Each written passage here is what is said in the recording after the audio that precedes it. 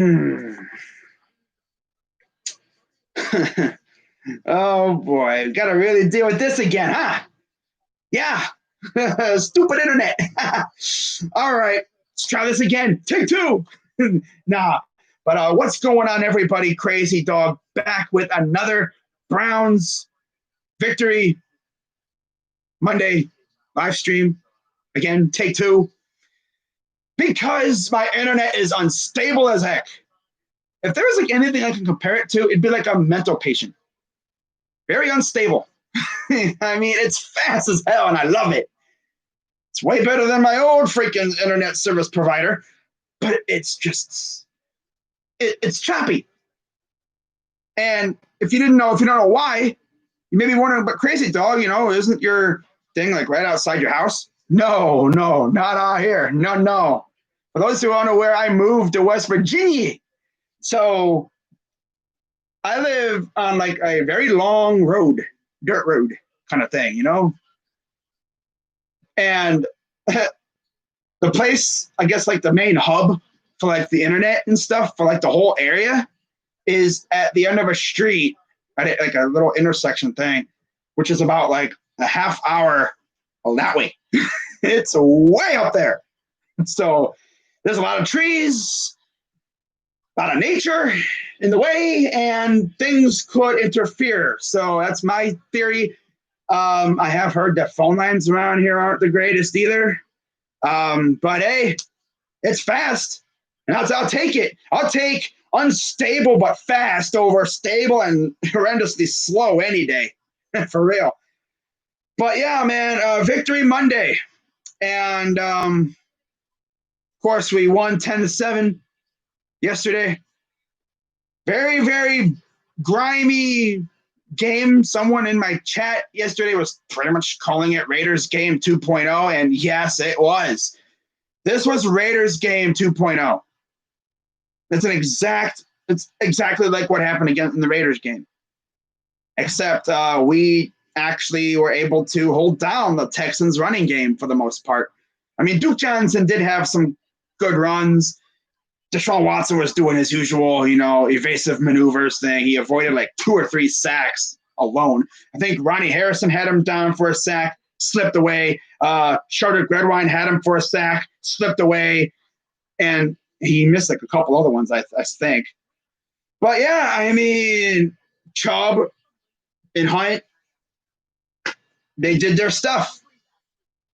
Chubb scored as what would be the dagger essentially. Cody Parkey, I thought was going to score the only points of the game. That would have been funny, But yeah, I mean, if it wasn't for Chubb, we'd probably lose that game. Then you also got to look at the fact too. The Texans left, oh God, like 13 points on the board, maybe more, like 13, 21 points on the board around there, because they went for, they were set up for 2 field goals. One was straight up shanked. The other one, they decided to be bold and go for a fake field goal pooch punt when you could have taken the points, tied the game, and things could have been very different. But they decided, hey, I got an idea. Let's play the field position game. Bold strategy, Romeo. Very bold strategy. Yeah, especially because you knew that we had Chubb and Hunt, and they could go off at any moment. And yeah, and then of course, the whole Deshaun Watson failing on 4th down thing. They tried to use him. I guess they tried to run it in with him, and he went nowhere. Myles Garrett got to him. I thought it was a sack, but I guess they just called it a tackle for loss, which is all right. He has 9.5 sacks on the year, though. That's crazy. 9.5 sacks. Now we got to face an Eagles team coming up with a decent offensive line, and yeah, they're not playing that well. So we have a good opportunity here, but can't overlook them.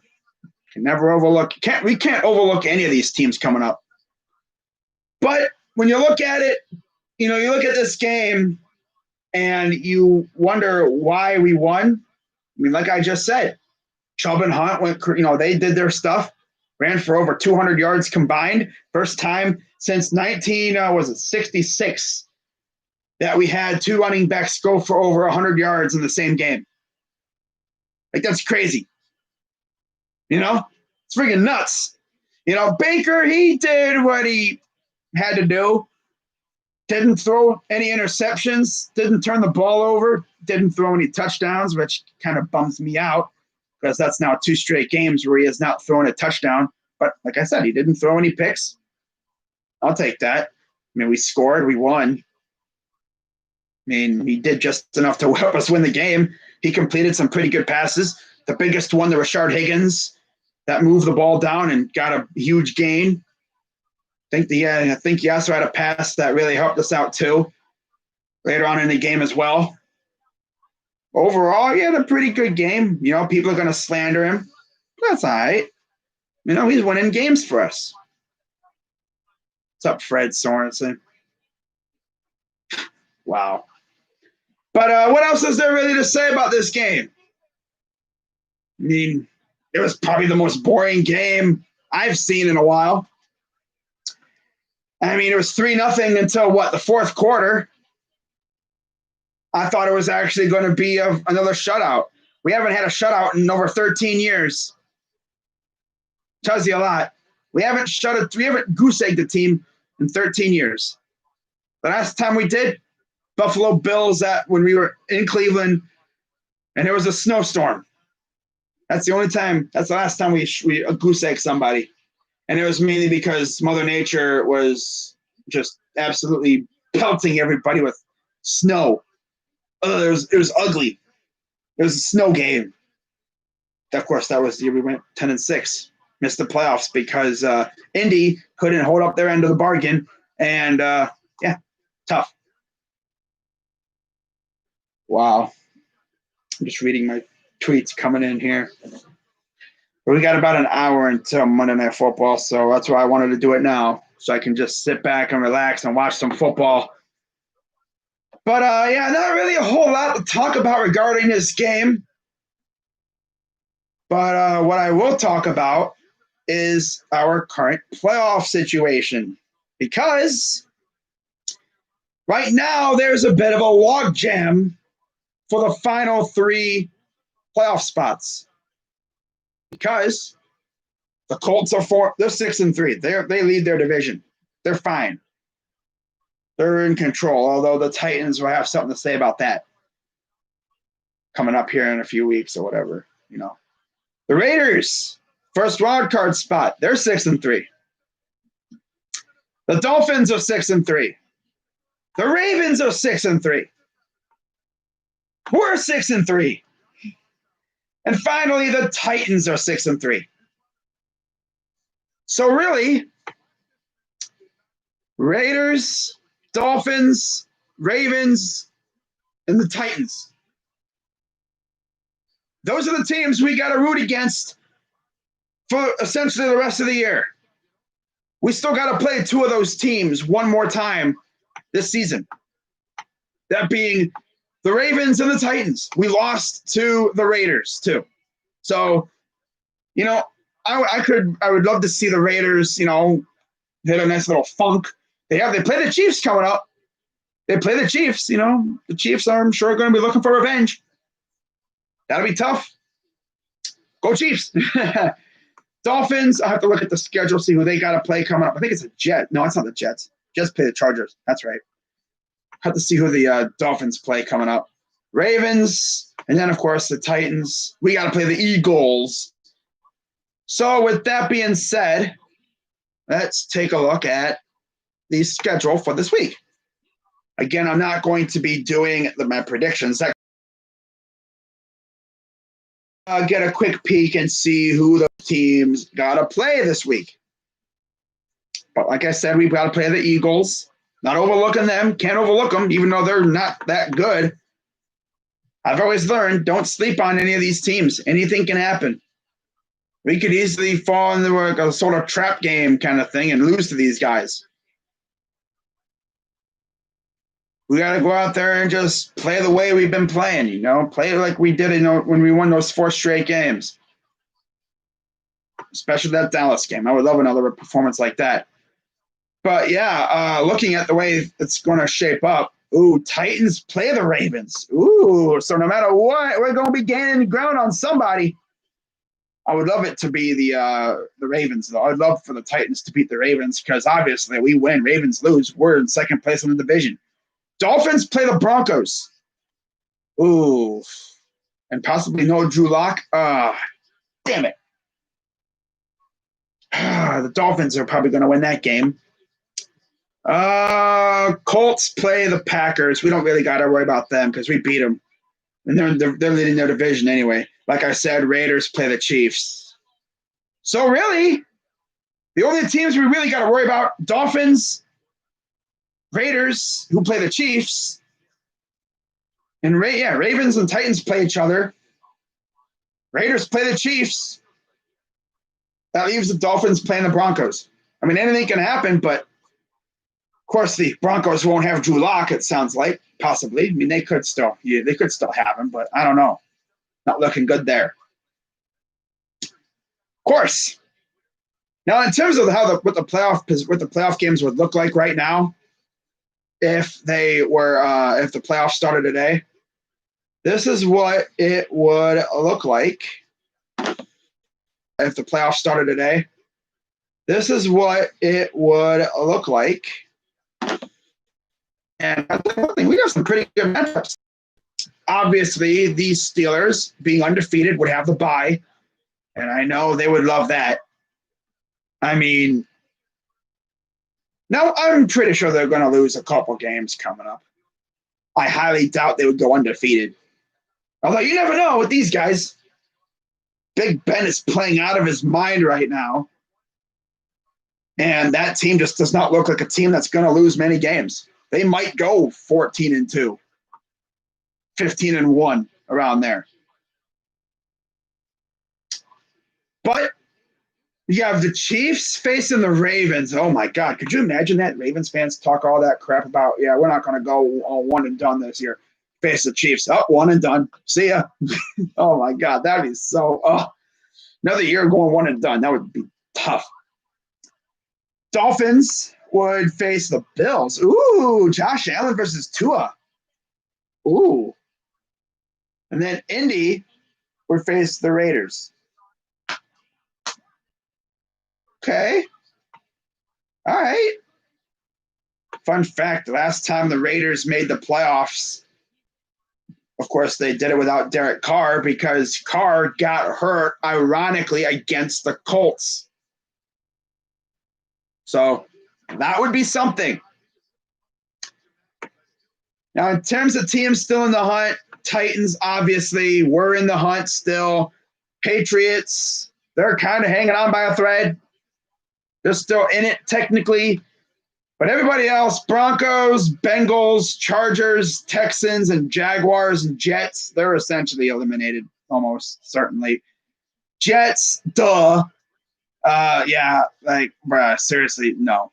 They're not making it. Hell no. Jaguars, trash.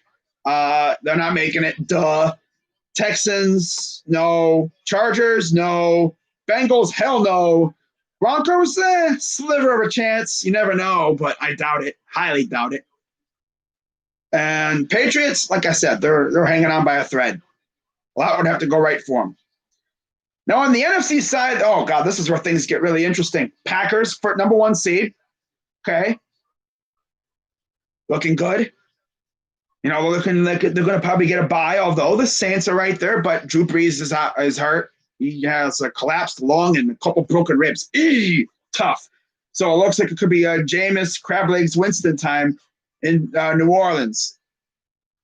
Man, if Winston leads them to the playoffs and everything, and if Brees doesn't come back, you know, if this dude freaking Winston leads them to the playoffs, gets a number 1 seed and stuff, somehow they're going to be serving crab legs and everything over there.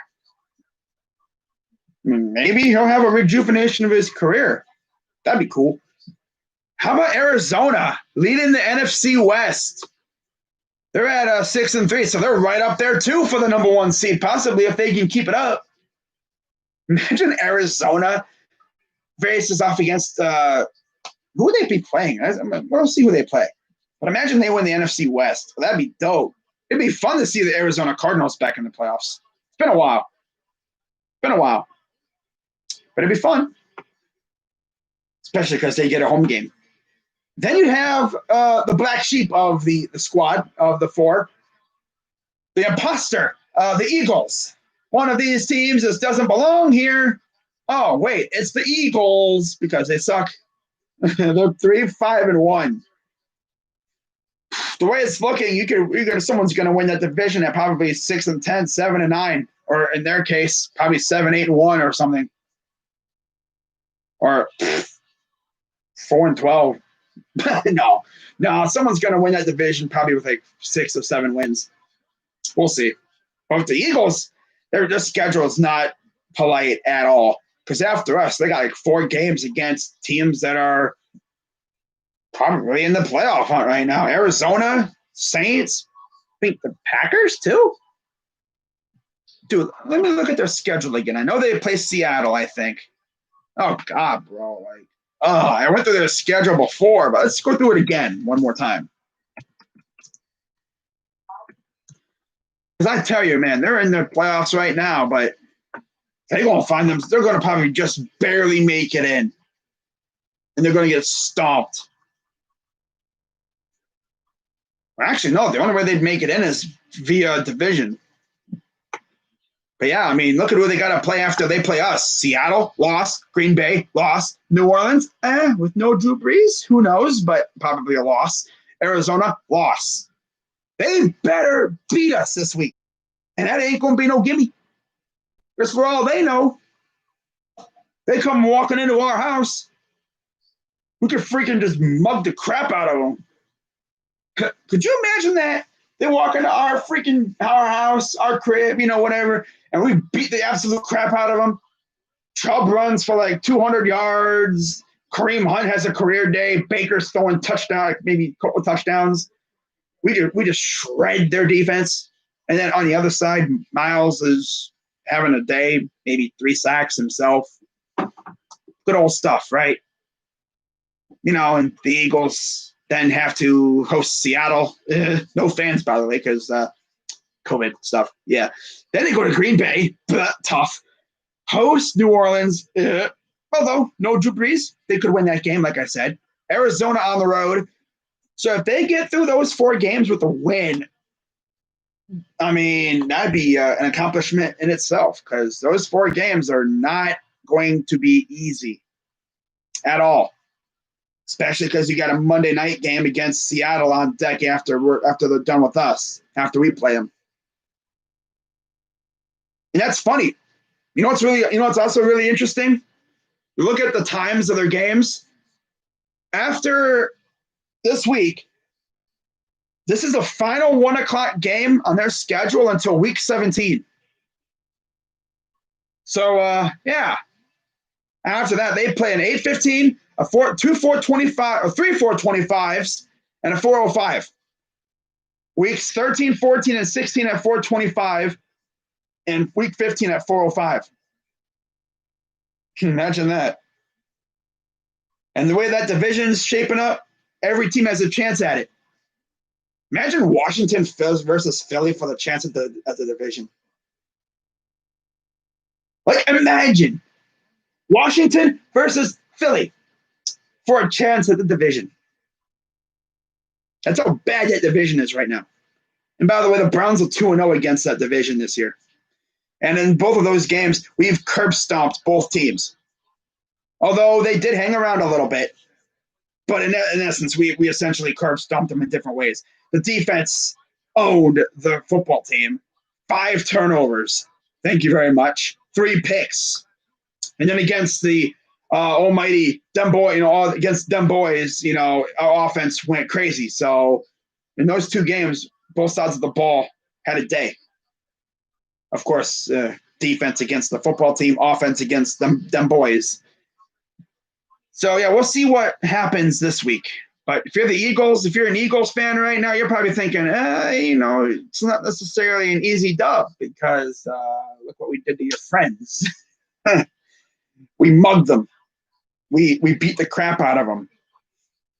The best part is we literally went into Jerry World and we proceeded to beat the crap out of them. Like we walked into their house, said, "What's up, buddy? How you doing today?" And then proceeded to just absolutely stomp a mud hole in them. And then they, started throwing counter punches back. But then right when they thought they had us, Odell said, "Hold on, hold on, whoa, whoa, whoa, whoa, whoa, whoa, whoa, whoa. They ain't gonna take this game." Because, he just does what he always seems to do. And that is put a dagger in teams' hearts as he essentially won the game for us with that crazy, was it reverse play that he did, where he went like 10 yards backwards and then took off like 60 yards the other way. I thought it was gonna be a loss, and then just watch my reaction to the end of that game. I was like, "What are you doing?" And then, oh my god, there goes back. Oh my god, it was something. It was obviously more crazy than that, but yeah, that was nuts. Then of course was the game when Nick Chubb got hurt.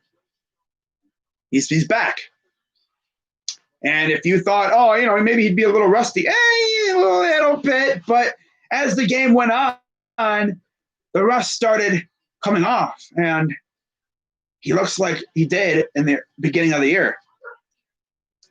And this team's going to be as dangerous as any team, especially if we make the playoffs. As long as our defense can keep its act together, we'll be fine. But I think with Miles tackling the 2 won us that game. Right then, it took the life out of their offense. Yeah, but, they still had a chance. It would have really been a dagger to them if we would have stopped them and then went down the field and scored a touchdown. Baker, franchise QB. I'd say right now he's a borderline franchise QB. If this dude leads us to the playoffs and we win a playoff game this year somehow, some way, it's like, that's it. Lock him up. That's my franchise QB right there. He's already the winningest quarterback at our own home stadium. That's sad to say, bro. He is the winningest quarterback at our own stadium. You're probably thinking, what are you talking about? Well, up until really this year or this past game, Big Ben was the winningest quarterback at First Energy Stadium. Note, he plays at Heinz Field. That's his home stadium. We're talking about a visiting quarterback who only comes here once a year, being the winningest quarterback at our stadium.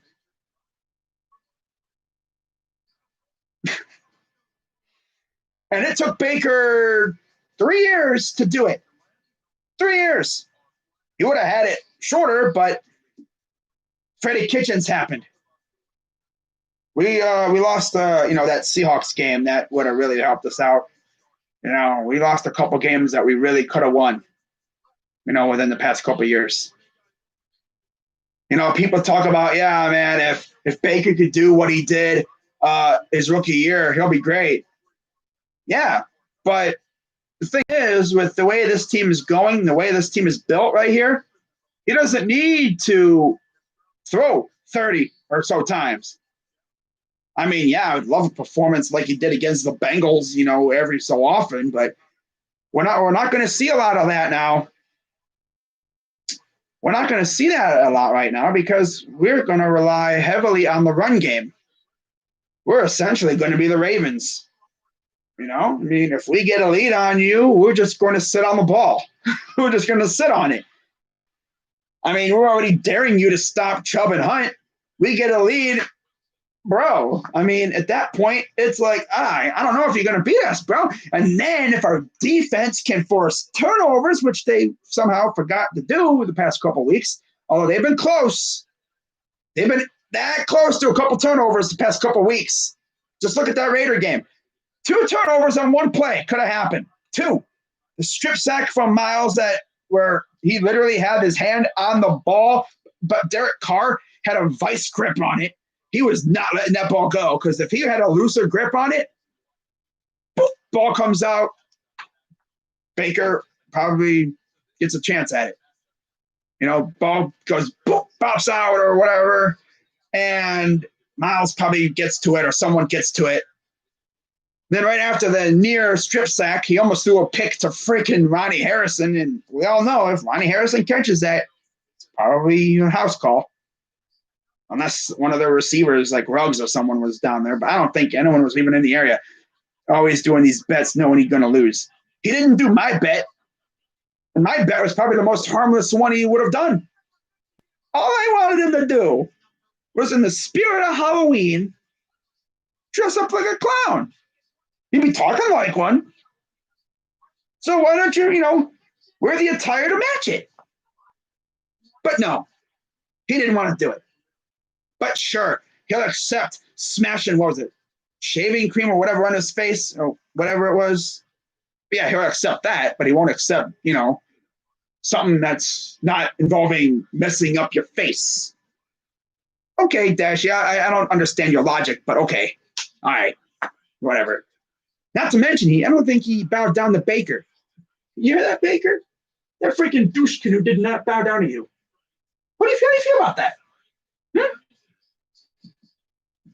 You feel pretty disrespected, don't you?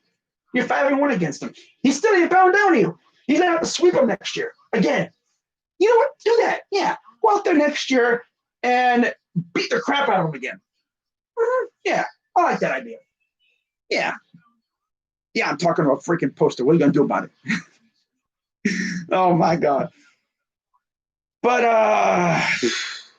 it's so funny too, because talking about the NFC East real quick again for the final time tonight, if we were in that division, we'd be dominating that division right now with our record 6-3. Like, we're talking about the Eagles at 3-5-1. We'd be what? We'd have what? 2.5 game lead in that division right now. And it's hard to say, because if we were in that division, we wouldn't be playing the Steelers or the Ravens twice. But instead, it would have been Cowboys football team and Eagles twice. That would be interesting how that would go. I mean, I'm pretty sure we would have stomped on the freaking football team twice. Kidding me?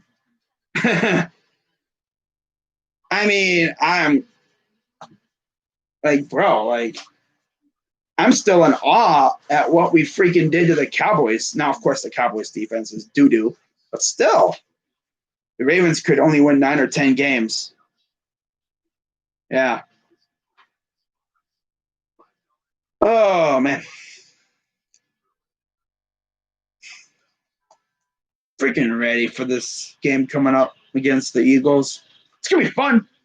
It's going to be a lot of fun, because I'm going to be sitting here and I'm going to see the videos popping up, and I'm just going to be like, let's see what they say. Let's see what they say about this game. Are they going to disrespect us? Are they going to call us an easy win because we're the Browns? Are they just going to say this is a dub? Because I know there's going to be Eagles fans that are going to say that. They're not going to. I mean, obviously, they probably haven't watched us much. They probably saw us destroy the Cowboys. I'm sure. They probably saw us just do major damage against the Bungles, but that's how they hit much. Yeah, Zach Ertz is coming back, but it's whatever. With the way their offense has been functioning, who knows what they're going to do. It's not a guarantee he'll play. He's coming back from a high ankle sprain. That's just the way that the old Browns, the old typical Browns luck would have it. They'd all these teams would be getting their good players back. By the way, Grant Delpit, Jacob Phillips. Bro, what the hell are you doing?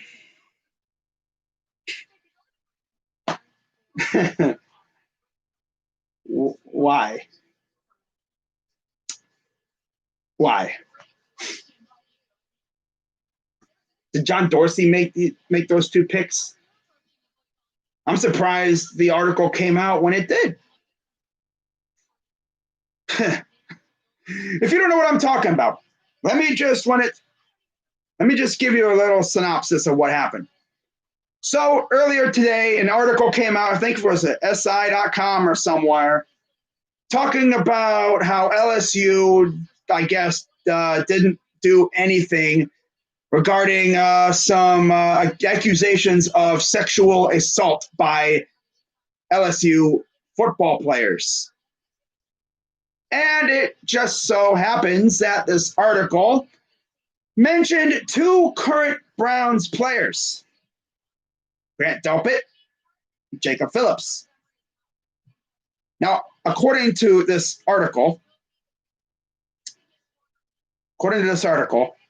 not sure if this is straight, lunacy or anything. It could be. I mean, this could just be these chicks looking for the bag. I mean, we all know how these chicks be acting these days when they see when they see an athlete that they know trying to make it big. They be trying to, come up with something stupid like, oh, he raped me. And then everyone be like, really? And then the guy's like, no, I don't even know who the heck she is. It'd be like the whole, I ain't never had sexual relations with that woman. And then, they go through the court system and then they find out she's lying and then his career's ruined. And yeah, seen it happen so many times. So, yeah. But apparently, Grant Delpit allegedly took a video of, I don't know if he was performing the acts, but he took a video of a female, I guess, performing acts, sexual acts, I guess, or something, without her knowing. Okay. But that's not even the worst part of it. In the article, Jacob Phillips was allegedly accused of rape. Okay, quick question. Why the hell didn't LSU do anything? Oh, I know. Why? Oh, because, by the way, this, I guess, of course, all happened when they were at LSU. What happened last year at LSU? They won the national title. Huh. You connect the dots, you probably noticed that, they didn't do anything because they realized they were in a national title hunt. And if they did something, they would lose those players for a while. And, and they probably wouldn't be as good because a lot of those players were good key players for their squad. Interesting. But I don't know. This could all just be a whole thing of just bullcrap. And these guys could just be completely innocent. And, these chicks that be accusing this stuff could just be out here, looking for a drip of clout or, some cash or something in these hard times. But then again, it could be legit. And, Jacob Phillips and Grant Delpit, it wasn't just them two. There was a couple other players too.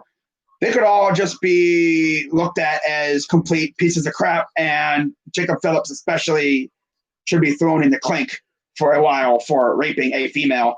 And Grant Delpit should be looked at as a complete and utter douchebag for literally filming a chick when she didn't know about it. Please, that's what the article said. I have to find the actual clip, the thing that I saw of it. But if that is legit, I'm just wondering why LSU didn't do anything about it. Football aside, bro, that's messed up. That is messed up. Seriously. I'm not, wow. When I saw that, I'm like, wow, bro. Wow. Of course, I haven't really heard a whole lot about it, so I'm sure they're just going to try to sweep it under the rug. Be like, oh, is anybody paying attention to it? No, we're just going to sweep it under the rug a little bit. It could just all be a big old load of cap, like I said, they could be low-key lying. Why the heck you lying? But man, if those chicks are seriously making some stuff up just for a little drip of clout, bro, that's not what you want to do, because you're messing with some players' careers here. Especially Grant, because he was a second round pick. Although he's hurt for the year. But like I said, it happened in college.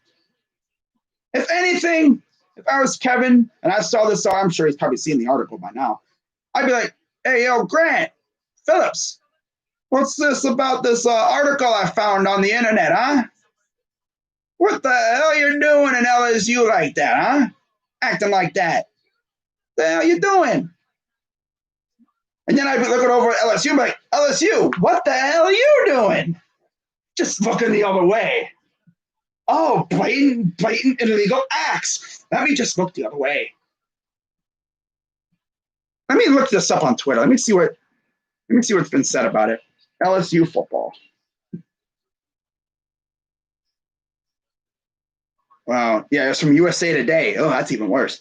Mishandled sexual misconduct complaints against students, including football players, frat members, and others.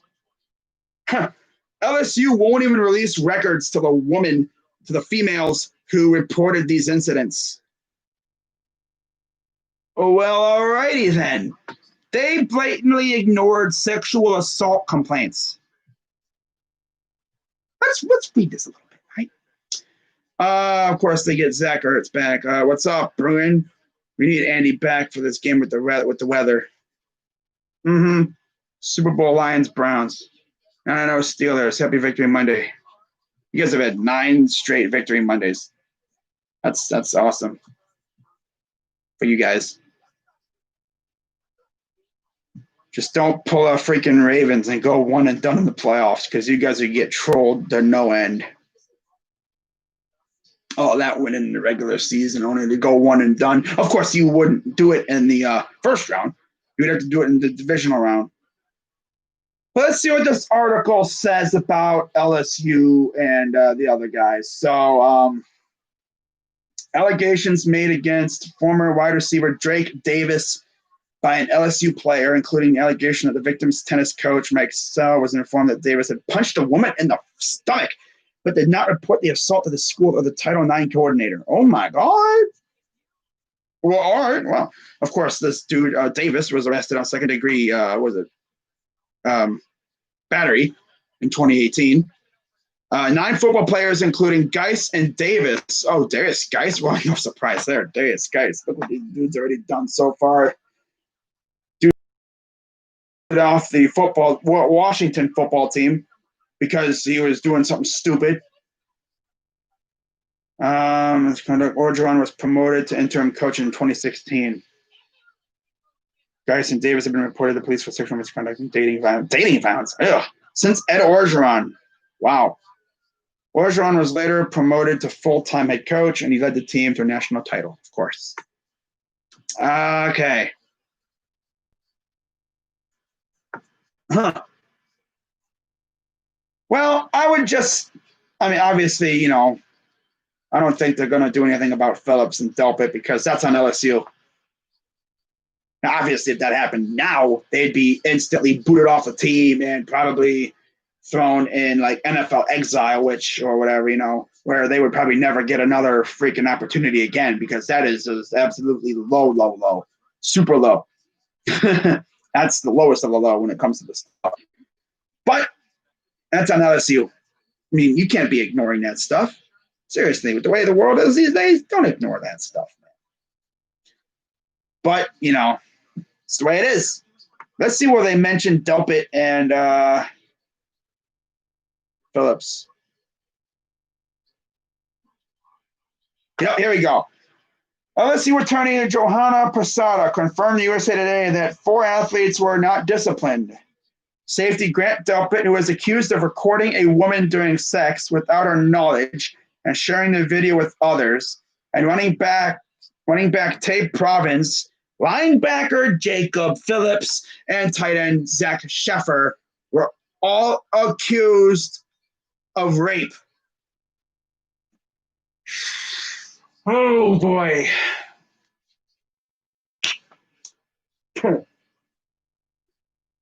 Wow. And this all happened while they were at LSU. Nothing came up of it. Wow. That is something. Wow. Wow. Paris was accused of raping a woman outside a bar earlier this year and was suspended indefinitely. He announced that he'd transferred to Memphis in August. Guys, wow. That's just, oh man. Okay, how is that? No, that's not. No. Grant was accused of videotaping a woman during sex without her knowledge.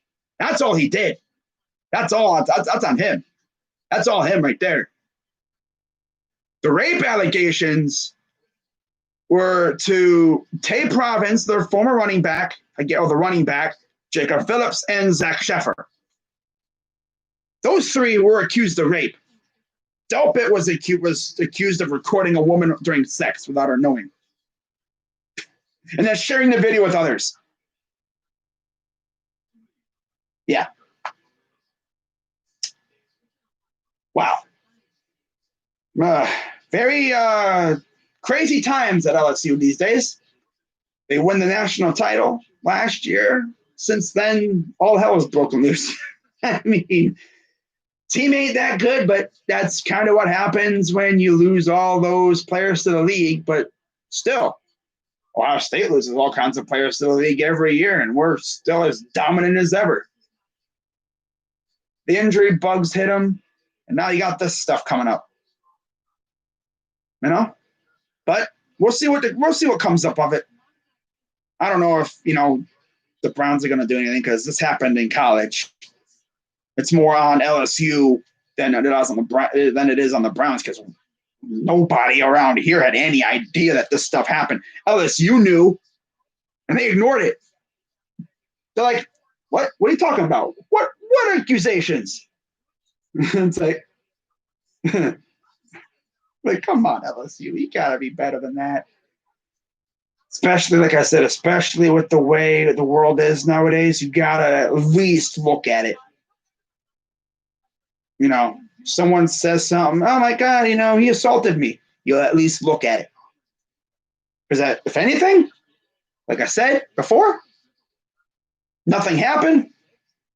That woman's looked at as a liar. And she's just, get out of here. The courts look at it, they find evidence. They find out no rape occurred or nothing occurred.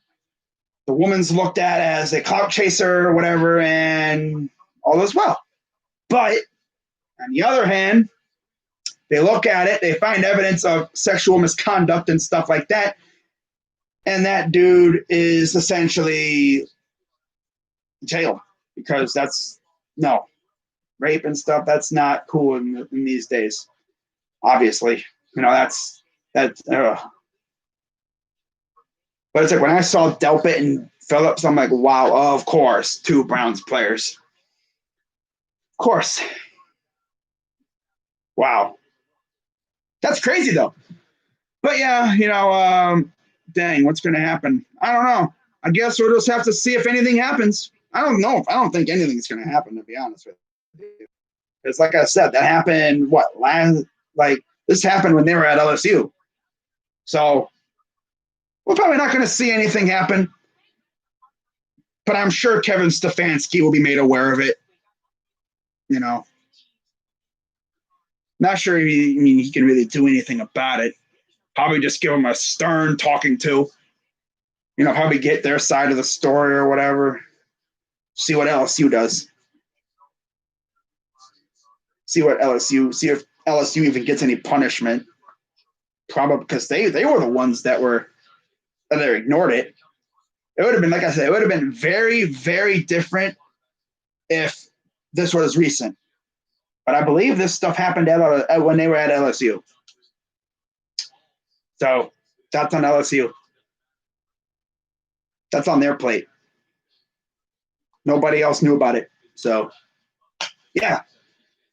Good for the Browns, though. 6-3. That run game is amazing. Yeah, I freaking love it. This is the best run game we've had in ages. I mean, I thought Isaiah Crowell and Terrence West were good. Well, yeah. Chubb and Hunt are the best running back duo we've had, maybe since like the first rendition of the Browns. I'm talking like Kevin Mack and those guys, Jim Brown. Oh, by the way, Cardiac Kids. Yeah, love it.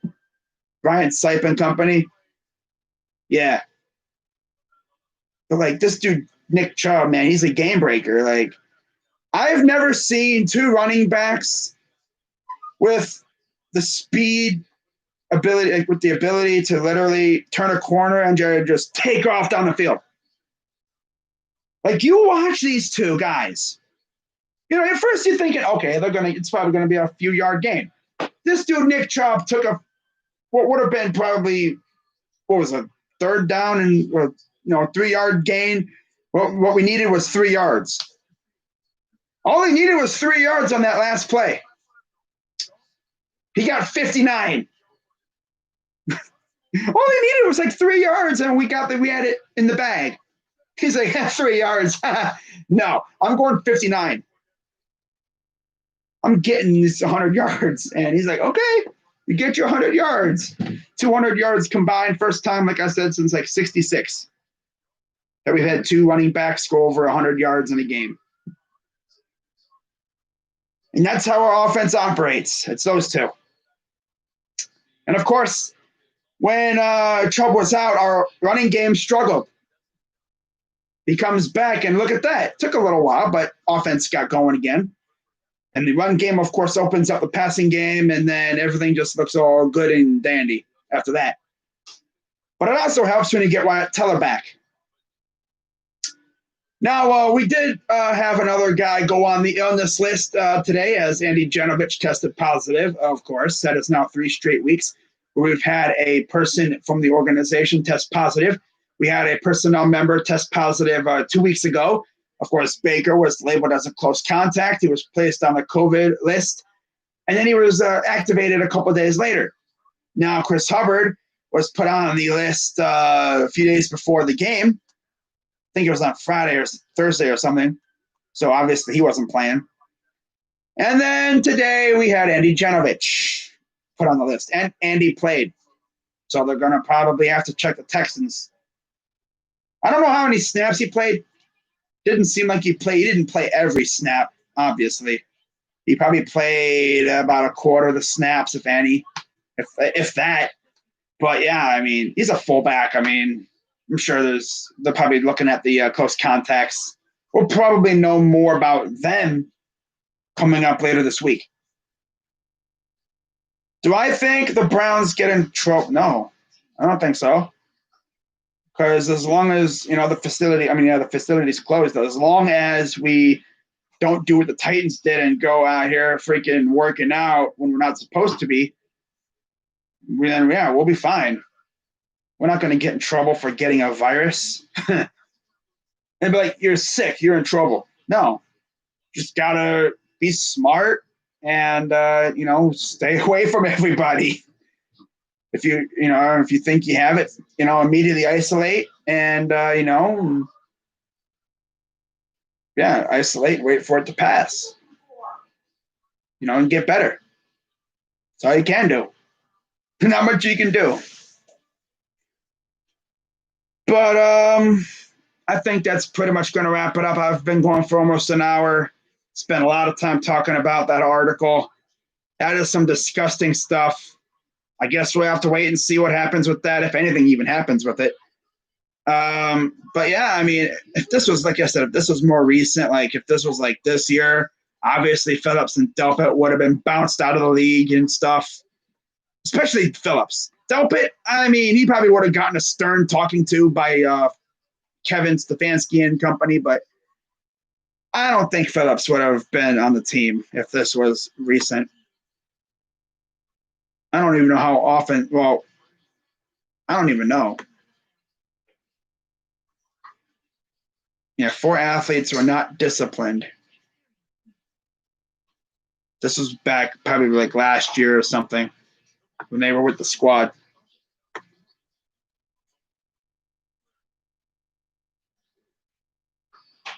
Yeah.